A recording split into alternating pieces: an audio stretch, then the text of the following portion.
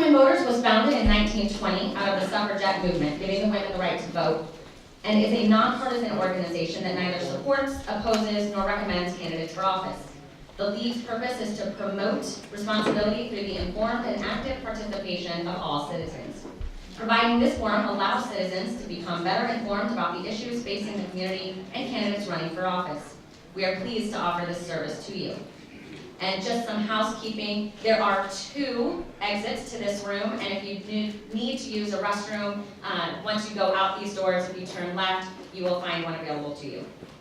As you can see from your program, we will be holding 4 forums this afternoon, plus hearing from candidates for judicial office and the Metropolitan Water Reclamation District. The first forum will be candidates running for the Illinois House Representative District 54, which includes the towns of Palatine, Rolling Meadows, and part of Arlington Heights. The second forum will be candidates running for the Illinois Senate District 27. The third will be candidates for Illinois House District 53. And the last will be the candidates running for Illinois Congressional District 9. All of the candidates were contacted by mail, email, and phone prior to today. The candidates have agreed to abide by the ground rules provided by the League, and those rules are as follows. Candidates have drawn numbers to determine their speaking order. The moderator will rotate this order during the forum for questions. Each candidate will have 2 minutes for their introductions. Next, each candidate will have 1 minute to answer questions. At the end, each candidate will have a 1-minute closing. League members will act as timers. They are sitting right here in the front row. And candidates will be given a 30-second and 15-second warning. So please quickly complete your thoughts before you see the stop card. Time limits will be enforced out of respect for all candidates. Questions will be provided by the audience. Each question will be answered by all candidates, so please, audience, ask questions that pertain to all as opposed to individual candidates. League members have index cards available to you to write your questions, and they will be picked up by the volunteers. The questions will then be reviewed for clarity, appropriateness, and to avoid duplication. So for this first forum, you should have received a yellow card if you would like to ask a question, and then just make sure it gets down to an aisle, and one of our runners will pick it up. Candidates have been asked not to interrupt one another. The moderator will repeat a question if asked. Candidates are to speak to the audience. Audience, this is where your rules come in. Please turn off all electronic devices. The forum will be taped for our use in education and for the public. The candidates have agreed to this. Please hold all applause until the end, and please do not demonstrate in any way to show support or non-support of a candidate. There is space outside of the room for candidates to speak to supporters after the forum, and campaign literature will be available on the table in the lobby. No campaign signs may be posted. Please be respectful of all the candidates and attendees. And now, I am pleased to introduce our moderator for today's forum, Mr. Timon Bradley. Mr. Bradley is the anchor and political news reporter for WGN Television. Timon, thank you for bringing your professionalism to our forums today.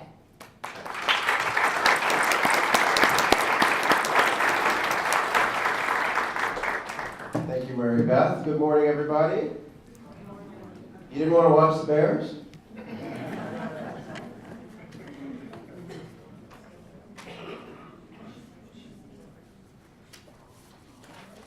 All right, let's talk politics. Starting with the Illinois House District 54 race, and we have 2 candidates on the ballot, Mr. Tom Morrison and Miss Maggie Schreiber.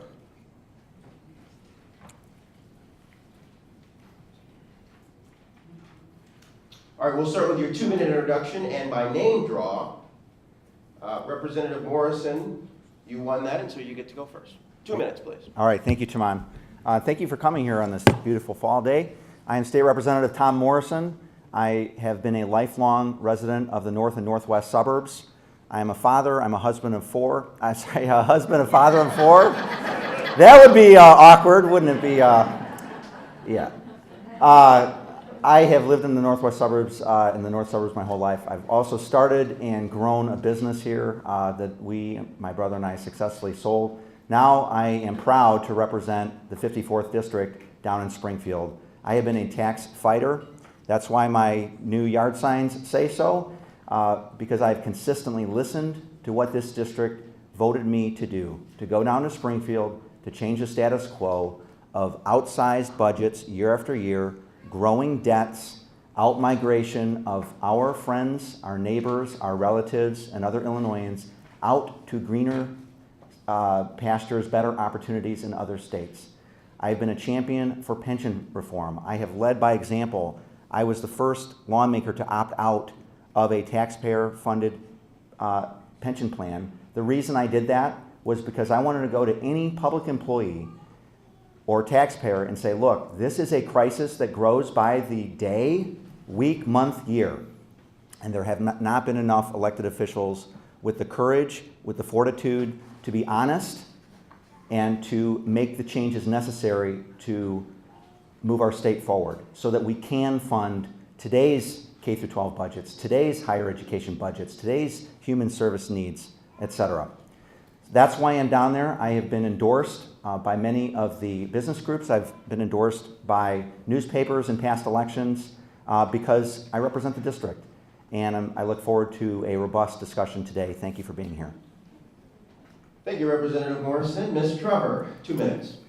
I would like to thank the League of Women Voters in Arlington High School Memorial Library for hosting this. My name is Maggie Trevor. I was born and raised in this district. I'm a product of the local public schools. I went to District 15 schools in Rolling Meadows High School. And I like to tell people that I had the best education that you could get at taxpayers' expense. Given that, I'm also an extraordinarily strong advocate for public schools. That background, the education I got here prepared me for tremendous success later in life. I was able to attend the University of Chicago on scholarships. And after my time at the University of Chicago, I was able to pursue a career in education. For a number of years, I taught at the University of Iowa. Then I left academia to go into the business world, doing healthcare market research at a number of companies in California, and then served as an executive in several capacities, including heading up the healthcare division at YouGov, which is an internet survey research firm out of Palo Alto, California.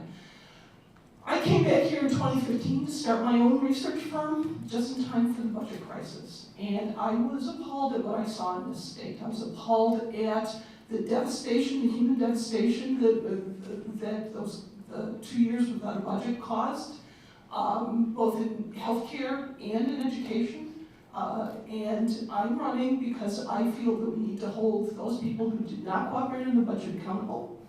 I'm also not comfortable with being represented by somebody who does not reflect the values of this district on issues of equality and women's rights.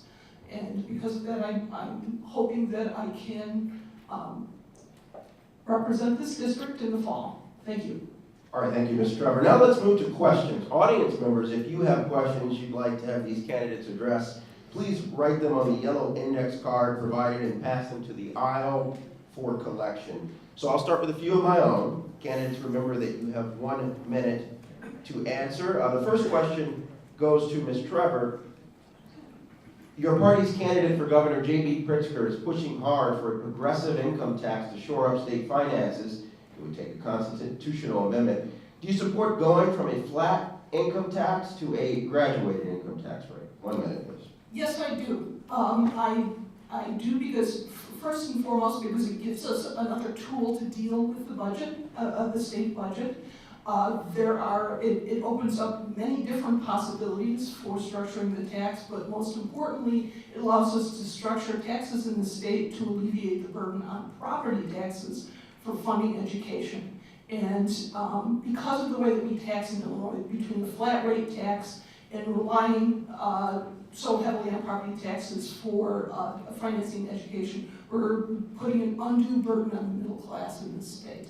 And hopefully moving to a graduated income tax will alleviate that.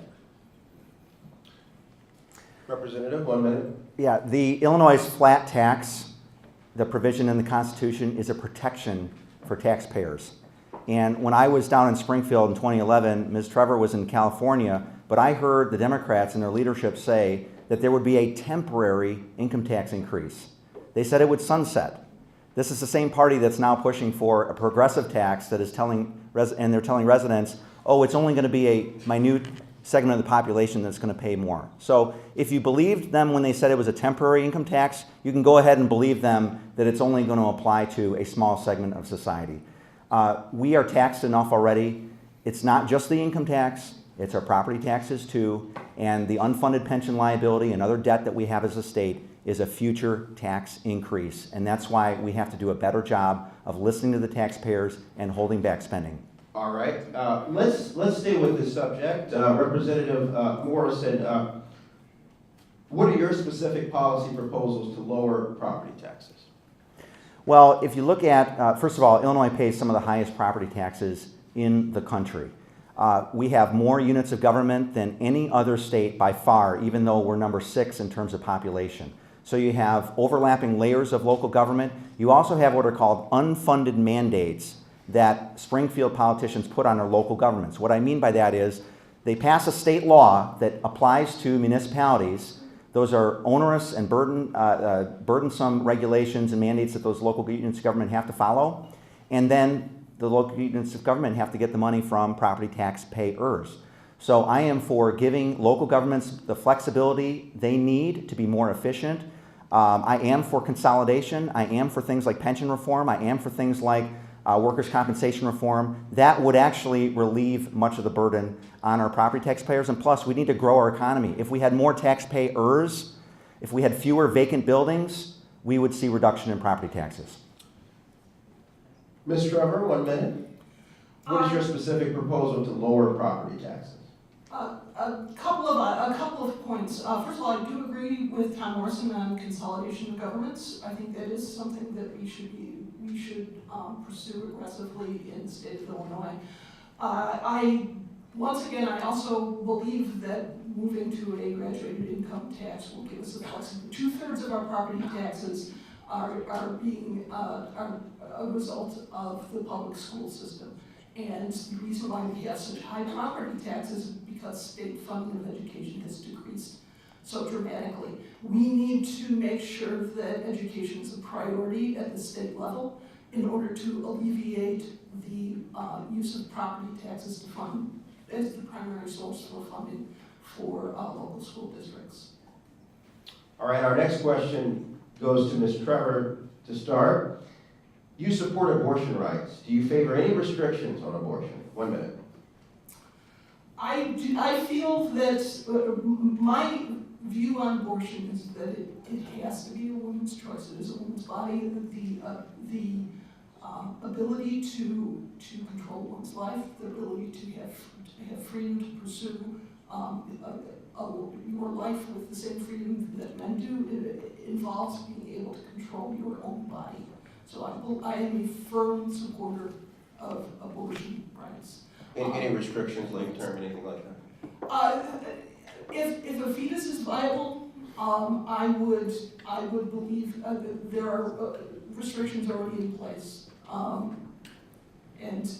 But I believe that the restrictions that we currently have in place are sufficient. Representative Morrison? Well, I would like to counter that statement only because Ms. Trevor is touting her personal PAC endorsement, and to get their endorsement, you cannot subscribe to any restrictions whatsoever, not even viability.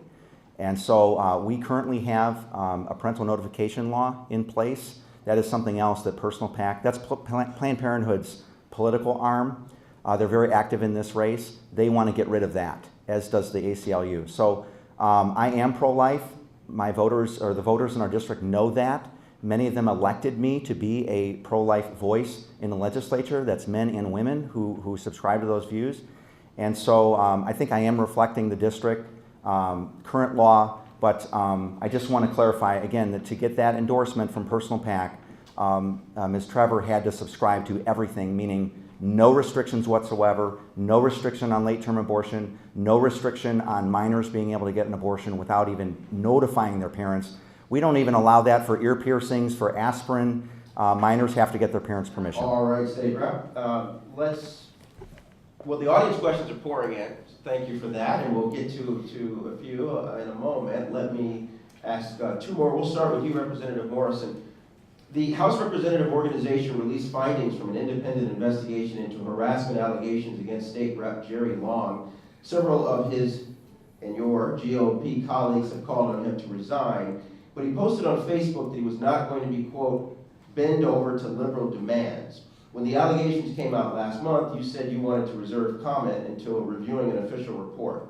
So Representative Morrison, have you done so? And what is your position on Long? And what are you doing to combat the culture of harassment in Springfield? 1 minute, sir. Well, from day one, I have seen, in fact, my predecessor, Representative Bassi, her outgoing office manager told me that there is a very unhealthy sexual culture in Springfield. She told me ahead of time it's a bad culture. That's why I brought my family down with me. I wanted some normalcy in my life when my 2 children were younger. So we would travel together. So I take this very seriously. We have to elevate the types of people who are elected to public office, those who will respect all people and abide by rules and just decency, common decency. In regards to Representative Long, I asked our leader, Jim Durkin, if I could see the report, because there's a fundamental principle in American government that someone is innocent until proven guilty. So I said, I would just like to see the report before I cast judgment. Have you seen the report? I asked for the report. I was told I would not be able to see the report. So you're not calling on him to resign? Not until I read the report for myself, no. All right, Ms. Trevor, 1 minute. I am obviously not in the state legislature, so I'm not familiar with the details of this. Well, then, why don't you tell us your plan to combat the culture of harassment in Springfield? That I actually can do. I have a great deal of experience in different work environments. I've worked in academia, I've worked in the corporate world, I've worked in small businesses, I've worked in Silicon Valley, and I've worked in places that had rigorous training on this issue. I've worked in places that assumed they did not. And it's generally been my practice that that assumption is wrong, that you need to have some basic ground rules, you need to have employees and management educated on those ground rules. And there are many programs in place that are being used in the corporate world that should be used in state government and should be used in party organizations. And I will say that I'm happy to note that at least in the short time that I've been working in this campaign, I've seen evidence that those programs are being put in place by the Democratic Party. All right, next question is for you, Ms. Trevor. In August, Governor Rauner vetoed a bill that would have raised Illinois' minimum wage to $15 an hour by 2022. Should the legislature override his veto? 1 minute. I believe, yes, I believe that we need to raise the minimum wage. I don't think that it's currently a livable wage. It has not kept up with the pace of inflation. And it is essentially subsidizing large employers because we're funding social services for people who are living below the poverty line level who are working. That shouldn't be the case. I think it's very important that we make sure that we have a livable minimum wage in the state. Representative? I want as many people working as possible, especially those who need a first job so they can get the experience, of working with a team, working with supervisors, showing up for work on time, etc. Having run a small business, I can tell you that we pay for talent. And we were more than happy, my brother and I were partners in a cleaning and restoration business, we were more than happy to pay more than the mandated minimum wage and to provide pay increases as the individuals who worked for us gained skill, demonstrated proficiency, demonstrated good customer service. We want people to make more money, and a growing economy allows us to do that. Conversely, in some industries, if you have a minimum wage, you encourage automation. Look at the newspapers when McDonald's is installing kiosks for ordering. Why? Because a kiosk never calls in sick for work. A kiosk is going to do what software developers tell it to do, and it's a much more efficient way of running a business. So Representative, is that a no? That's a no. Okay. All right. Let's move to some audience questions. We will start with you, Representative Morrison. Are there any specific units of government that you believe could be consolidated or services shared with another entity in your area? Talk to us about that. Yes, I'd be happy to. And that's with being in office for the last few years. I make it a point of talking to the heads of our local units of government. I think the Park District and the Library District, there is some overlap in their programming. Over at Harper College, you see the Palatine Park District working with Harper College, another local unit of government, to collaborate. In talking with the village manager of Palatine, there's some collaboration among other municipalities in terms of their building inspectors and such. I really would like to put it before the voters, if they would like to consolidate some of these lower units of government like townships, I think that the voters should be able to decide that. I voted to allow Evanston to abolish their township because it was commingled with the city of Evanston. So I think there needs to be more of that throughout the state. Thank you. I specifically look at roads as being an area where we need to pay attention to some consolidation. Townships, when we get large areas of unincorporated land in Palatine Township, having a township road, a road commissioner made sense. We see this over and over again in townships and urban areas. There's so little unincorporated land left that we need to start thinking about ways of eliminating the overlapping services of fire and road construction, things like that. The one thing I do want to pay attention to is that the townships still do provide some very important services. And so we need to make sure that if we're pushing for consolidation, that we make sure that we preserve the important services, for instance, that Palatine Township gives to seniors in this community. Mr. Trevor, our next question goes to you. 1 minute, please. What will you do to help everyone in the state get access to affordable, good health care? I think there's an awful lot we can do at the state level. We're watching right now the elements of the Affordable Care Act be unraveled at the federal level. We need to make sure that we keep those in place at the state level through some means. We need to preserve the non-discrimination against pre-existing conditions in the sale of health insurance plans. We also should be providing some kind of tax incentive for young, healthy people to sign up for insurance, because insurance is shared risk. We also need to make sure that we do what we can to control healthcare costs at the state level to make insurance and healthcare affordable to people in Illinois.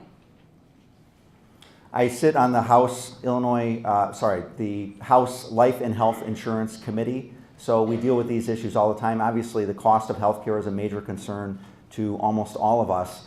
And one thing that I think needs to be made clear is telling someone that they're covered is not the same thing as saying they're going to get the care or giving them the ability to get care. And so when you hear candidates for office today on the Democratic side say that they support a Medicaid for all sort of program, they're essentially saying that somehow the state taxpayers with $130 billion in pension debt and other debt are going to be able to take care of even more people. So I think one solution to the healthcare crisis, insurance crisis, give more flexibility, make more transparency in pricing. Things like health savings accounts, things like more competition across state lines. That's partly the federal government needs to step in and help the state of Illinois to do that. But if we had those things, we would all be better off as healthcare patients. All right, thank you very much, Representative. Can I do a quick rebuttal here? I don't believe that is allowed within our rules. It is. Two rebuttals. Two rebuttals. Please go ahead. First of all, one of the things that I want to point out is that allowing sale of insurance across state lines diminishes our ability to regulate insurance in this state. And it will cause a race to the bottom, just like it has with the financial services industry. And I am adamantly opposed to that. Can I rebut Please, that? yes. Okay. I believe that the market determines what people want, and there are individuals who cannot afford a health insurance plan that covers everything. They would prefer a slimmed down health insurance for the coverage that actually they need for themselves or for their families. And so I disagree there. I think more competition actually would give us what we need. It's great that you all want to engage each other. That's fantastic. Brett Morrison, 1 minute. Our next question starts with you. What is your vision for getting control of the Illinois pension crisis, $130 billion in unfunded pension liabilities that we have? Thank you. So as many of you know, that was one of the signature issues that I ran on. I am now the Republican spokesman on the House Personnel and Pension Committee.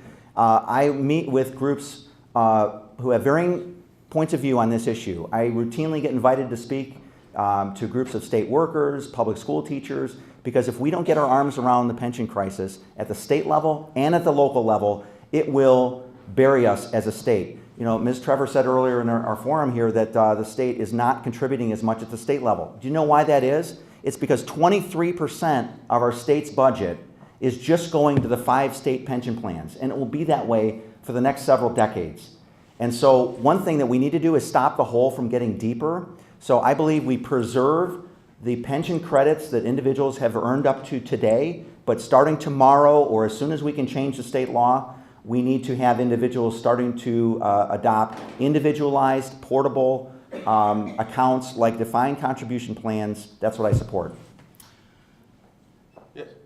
First thing we need to realize is that the majority of this burden that we're under is because of the unfunded pension liability, which is a function of, or the legacy of both Republicans and Democrats. We need to address it, and changing the pension plans of people who are current employees isn't going to make enough of a dent to really make that much of a difference. We have to deal with the unfunded pension liability. Second, new employees are hired under a different system. They're hired under a Tier 2 and Tier 3, and those systems are nowhere near as generous as Tier 1. What Tom Morrison is talking about is taking people who are current employees, most of them who are fairly advanced in their careers, and changing the rules of the game on them midstream. I am opposed to that. It's not good public policy.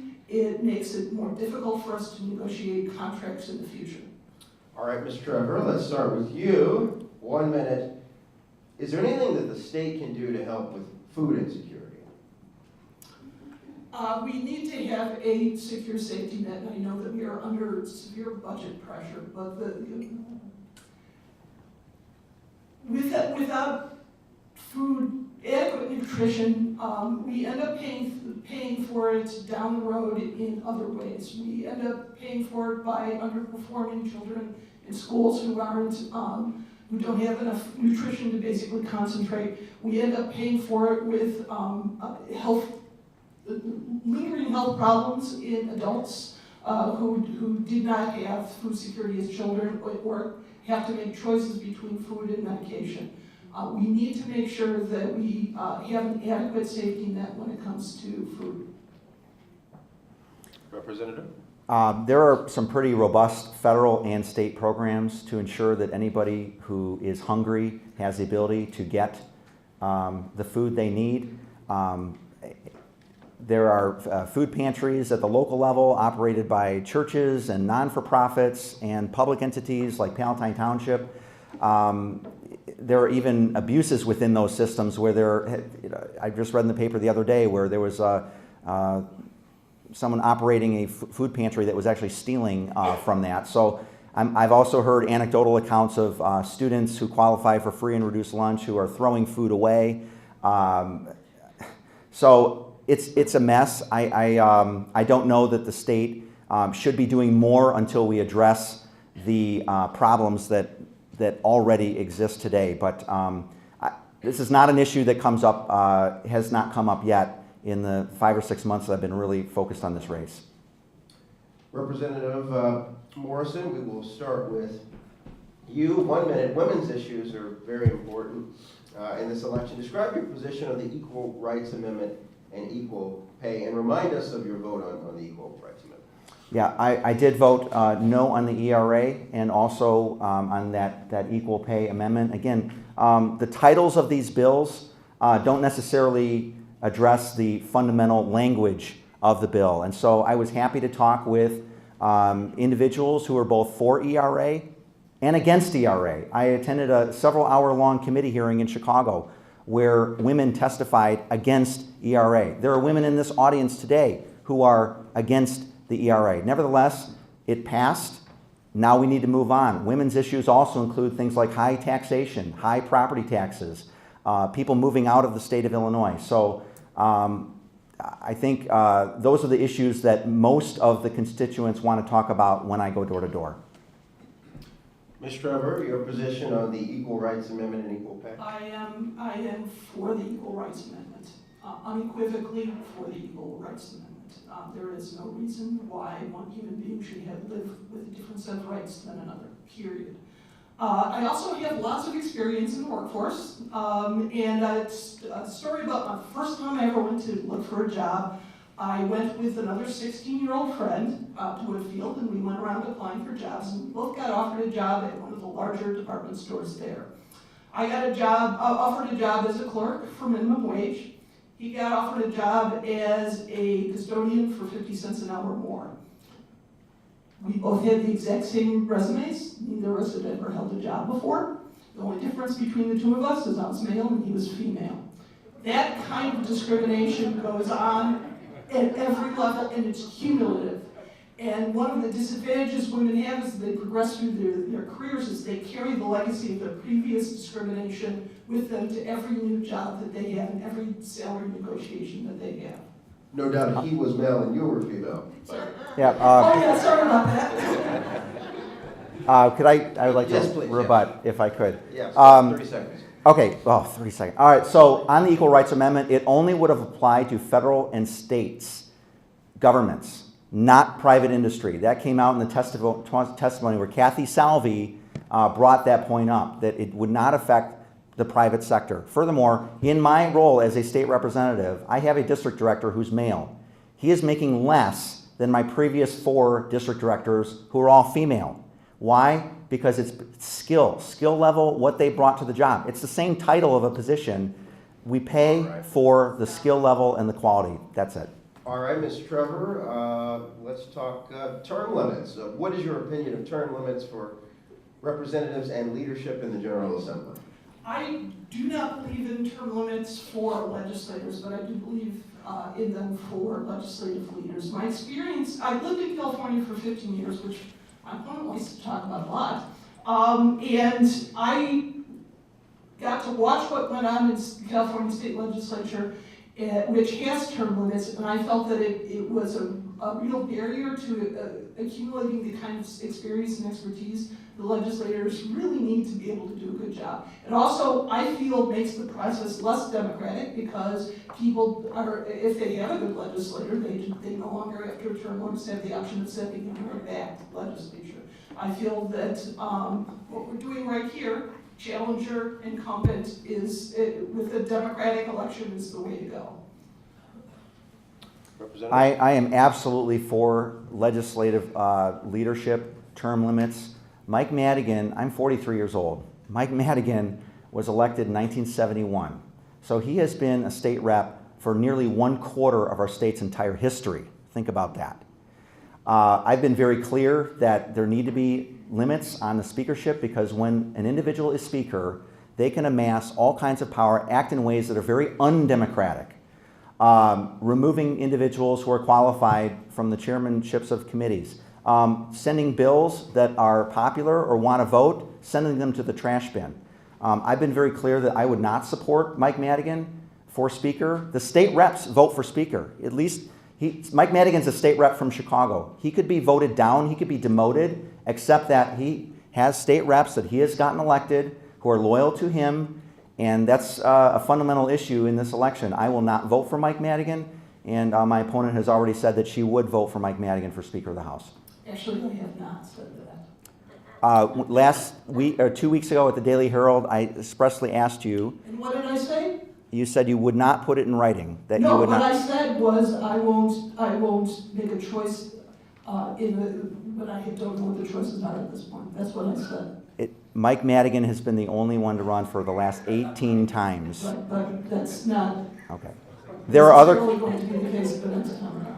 There are other qualified state reps who could be speaker, and the majority of the Democrat state reps continue to put Mike Madigan in that speaker's role. Why don't we stick with the topic of House Speaker Michael Madigan? Representative Morrison, 1 minute. What is Speaker Madigan's legacy? Legacy, my gosh. Illinois is now the 6th most populous state. We have led the nation in out-migration, And that's verifiable data. Look at a website, howmoneywalks.com. Howmoneywalks.com. That's IRS data showing the number of individuals that used to file their tax returns in Illinois and now file them in other states. And so clearly Mike Madigan is a problem. Bruce Rauner, I gave him a grade of a B-. There are some things I have agreed with him on, other things I have disagreed with him on, and I've been public about that. You want an independent state rep? I'm the one. But not a single bill can pass or get to the governor's desk unless it goes to the Illinois House of Representatives.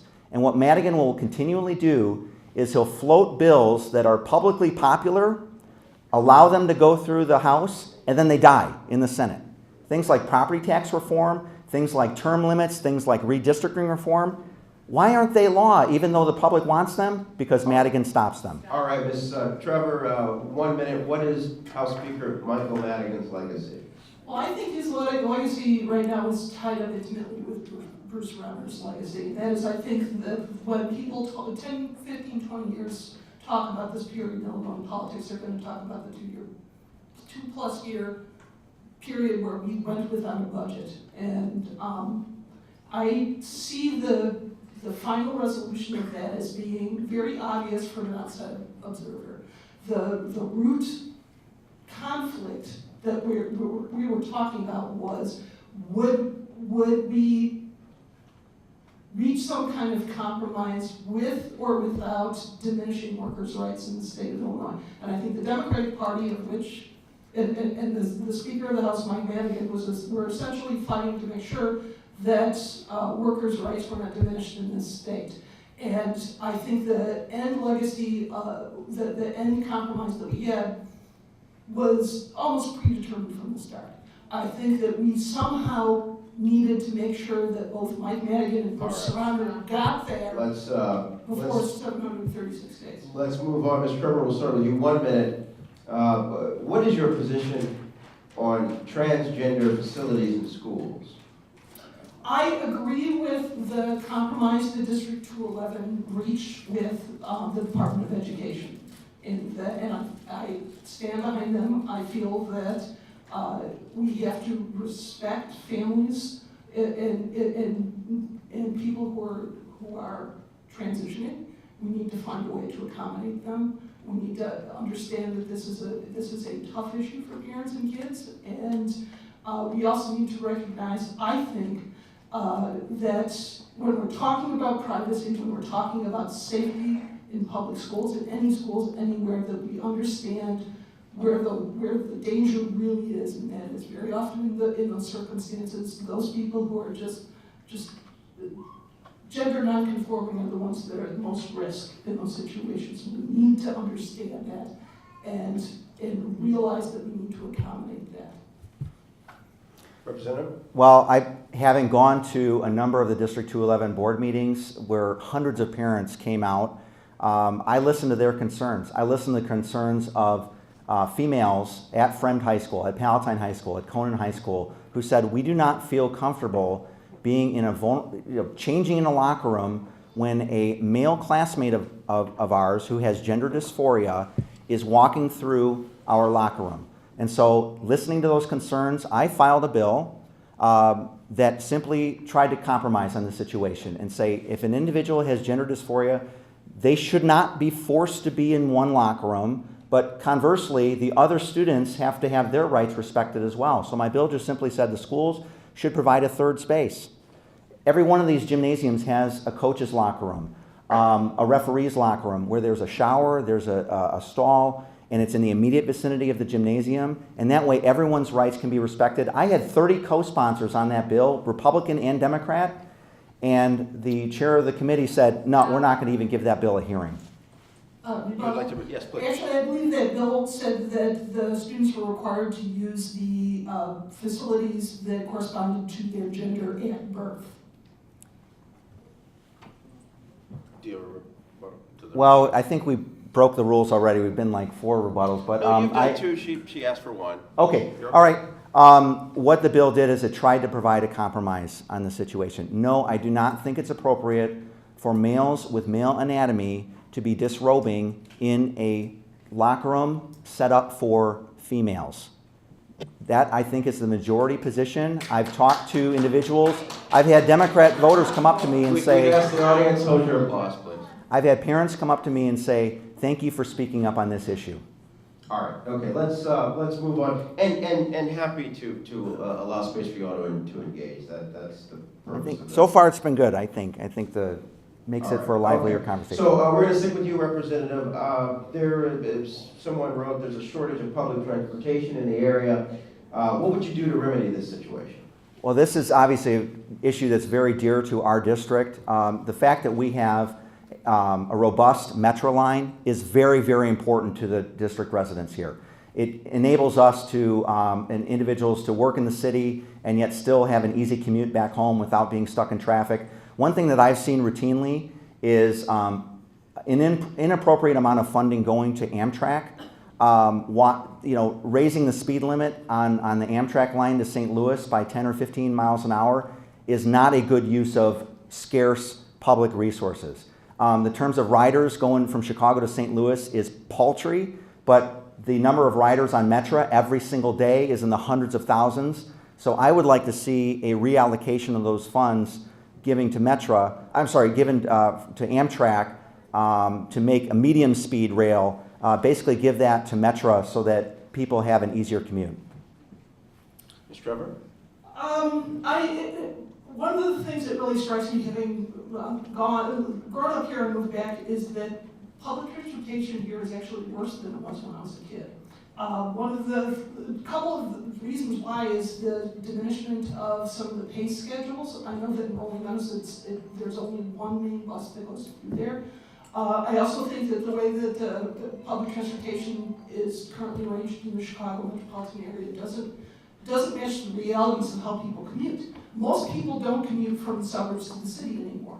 A lot of commutes are from suburb to suburb, and we have no belt system or suburb to suburb mass transit options here. We need to address that, and we need to address it because it's important for growing the economy, it's important for making sure that people can get to work in a timely manner, for making roads less congested around here. Okay. All right, Mr. Trevor, please discuss your views on school choice. 1 minute. I am a firm believer in public education. I think that when we talk about school choice, we want to make sure that whatever system we use does not diminish the funding for public education. And if parents would like to send their children to schools outside the public system, I don't believe that should give them an opt-out to paying taxes to support the system, because that is there for them to use if they so choose. I also want to make sure that whatever system that we have in place also still preserves schools that are quality across neighborhoods, that allow for diverse schools as well. Representative? I believe that education is a public good, period. However that education is achieved. And so I've talked to parents in my district who are happy with our local public schools. I've talked to parents who don't feel that the local public schools are meeting their needs. And so I believe that having as many options as possible is a public good. It's good for the children, it's good for parents, it's good for society as a whole. Imagine the heart attack that would occur in our public schools if all of a sudden the parochial schools shut down and all of those students showed up at the local public school and said, okay, educate us. We have thousands of parents in this area who are paying double. They're paying their property tax and they're paying tuition on top of that because their local public school is not meeting their needs in some way or fashion. And so I want as many options as possible.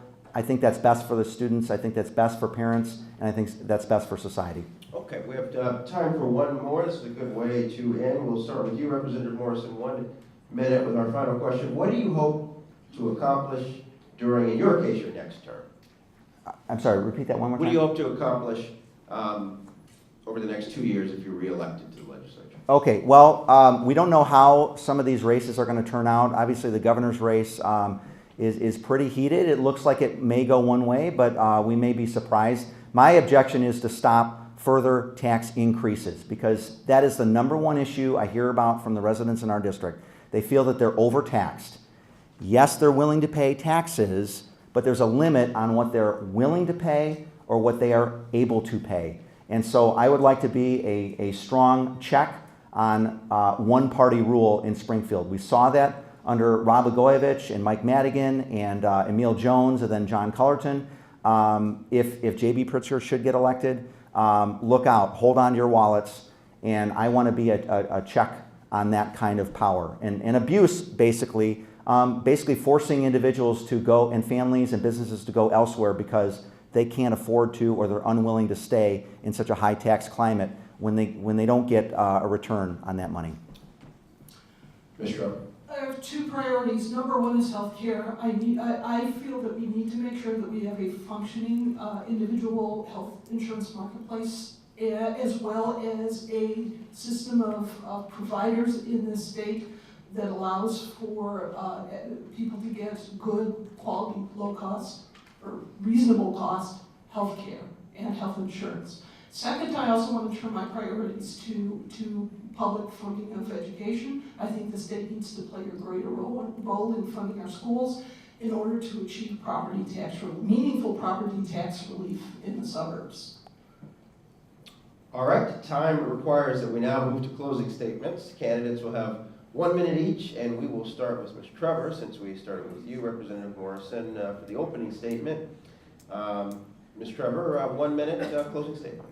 Like I said in my opening statement, I was born and raised here, and I've seen the northwest suburbs change over my lifetime, dramatically and in a good way. And I also know that a lot of people, my mother being one of them, and also many of the people I'm looking at in this room, being the force for that change. I think that's a good thing. I think diversity, this is a much more diverse community. That's what makes this a good place to live. I've also seen politics become much more divisive.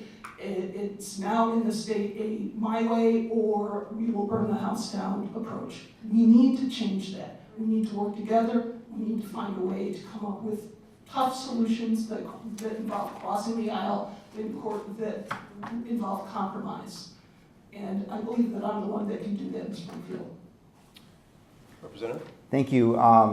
Thank you also for the league for inviting us and also for giving us a little bit of flexibility on the rules. I think it made for a better forum today.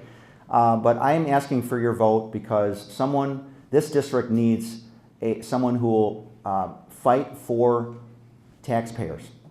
Someone who will listen to the concerns of our residents who are saying, my property taxes are getting out of control. There is little respect for taxpayers down in Springfield. It's just, where can we get more money? Whether it's a soda tax, whether it's vehicle miles tax, whether it's another income tax, a graduated tax. There are few tax fighters. I have been one. I've listened to this district, and I think I've represented the district. I've been civil. Yes, I'm conservative. You all know that. But if you call my office and ask for a call back, I will call you back, even if I know I'm going to get my ear chewed out. If you ask for an appointment at my office, you are welcomed into my office, either in Springfield or in Palatine. I've seen many of you in this audience, and I welcome you, and I appreciate the civility. Thank you. Go ahead and continue to engage after the forum. So that concludes our first forum. This was delightful. There's some real differences. Thank you both. Would you join me in thanking the candidates, Representative Tom Morrison and Maggie Trevor, very back at some gifts for you.